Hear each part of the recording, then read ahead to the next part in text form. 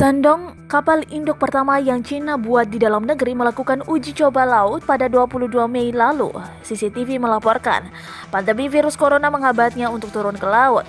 Ini pertama kalinya kapal induk Shandong turun ke laut untuk latihan sejak penugasan secara resmi ke Angkatan Laut Tentara Pembebasan Rakyat Cina atau PLA akhir tahun lalu.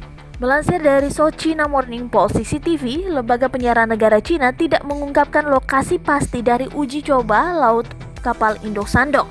Tetapi, sebuah pemberitahuan dari Administrasi Keselamatan Maritim Dalian menyebutkan kapal induk Shandong berada di bagian utara Laut Kuning. Menurut pemberitahuan yang rilis pada 22 Mei itu, daerah di timur Dalian, pelabuhan asal kapal induk Shandong, ditutup antara Senin dan Selasa pekan lalu untuk kegiatan militer. Liu Xuan, wakil kapten Shandong, mengatakan kepada CCTV, Shandong sangat membutuhkan latihan untuk mengembangkan kemampuannya.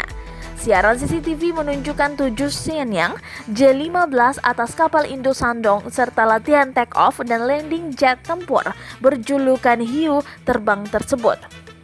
Pada 17 Desember 2019, Cina secara resmi menugaskan Shandong ke Angkatan Laut PLA dalam sebuah upacara yang Presiden Xi Jinping hadiri setelah lebih dari 18 bulan uji coba laut.